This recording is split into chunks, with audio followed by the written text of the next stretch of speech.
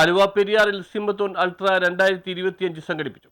മുങ്ങിമരണങ്ങൾ കുറയ്ക്കുക, നീന്തൽ സാമൂഹിക ആവശ്യമായി പ്രചരിപ്പിക്കുക തുടങ്ങിയ ലക്ഷ്യങ്ങളോടെ സിംഹത്തോൺ അൾട്ര 2025 ആലുവയിലെ പെരിയാറിൽ സംഘടിപ്പിച്ചു. TDK സ്പോർട്സ് നയിച്ച ഓപ്പൺ വാട്ടർ നീന്തൽ മേള 7ഓളം വിഭാഗങ്ങളായി നടന്നു. 16 കിലോമീറ്റർ അൾട്ര നീന്തൽ മത്സരം മുതൽ 400 മീറ്റർ വിഭാഗം വരെയായിരുന്നു മാറ്റുരച്ചത്. 4ാമതായാണ് ഈ മേള നടത്തുന്നത്. ചടങ്ങ് വെറും മത്സരം മാത്രമല്ല, ശാരീരികാരോഗ്യം, പരിസ്ഥിതി സംരക്ഷണം, സമൂഹത്തിൽ നീന്തലിന്റെ പ്രാധാന്യം എന്നീ വിഷയങ്ങളിൽ ബോധവൽക്കരണം ലക്ഷ്യമിട്ടുമായിരുന്നു. പെരിയാറിന്റെ ശുചിത്വം, ആലുവയും കൊച്ചിയും ഉൾപ്പെടുന്ന ഇക്കോ ടൂറിസം സാധ്യതകൾ തുടങ്ങിയവയെ സംബന്ധിച്ച് ആശയങ്ങൾക്കും വേദിയായി പരിപാടി മാറി. 4 വയസ്സുകാരിൽ നിന്ന് 75കാരൻ വരെയുള്ളവർ മത്സരത്തിൽ പങ്കെടുത്തു. ജർമ്മനി, UK എന്നിവിടങ്ങളിൽ നിന്നും മത്സരാർത്ഥികളെത്തി. ആകെ 700-ലധികം പേരാണ് മേളയിൽ പങ്കെടുത്തത്. ചെന്നൈയിൽ നിന്നുള്ള 50-ലധികം ഓട്ടിസം ബാധിച്ച കുട്ടികളും അവരുടെ മാതാപിതാക്കളും പരിശീലകരുമടക്കം പരിപാടിയിൽ സജീവമായി പങ്കാളികളായത് ശ്രദ്ധേയമായി. സംഘാടകരുടെ അഭിപ്രായത്തിൽ അടുത്ത തലമുറയിലെ ഒളിമ്പിക് പ്രതിഭകളെ പ്രചോദിപ്പിക്കുന്നതിനുള്ള ശക്തമായ വേദിയായി സിംഹത്തോൺ മാറി. കൊച്ചി സിംഹത്തോൺ അൾട്ര 2025 ഇത് 4th എഡിഷൻ ആണ്. സ്വിമ്മിങ്ങിലെ ഇന്ത്യയിലെ ഏറ്റവും വലിയ സിംഹത്തോൺ ആണിത്.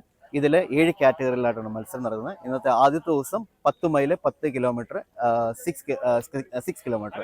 ഇതിന് നിശ്ചിത സമയത്തിനുള്ളിൽ ഫിനിഷ് ചെയ്യണം. 10 മൈലും 10 കിലോമീറ്ററും 6 മണിക്കൂറിനകത്ത് ഫിനിഷ് ചെയ്യണം. ഇപ്പോൾ ഓൾറെഡി 6 മണിക്കൂർ സ്റ്റാർട്ട് ചെയ്തിരിക്കുകയാണ്.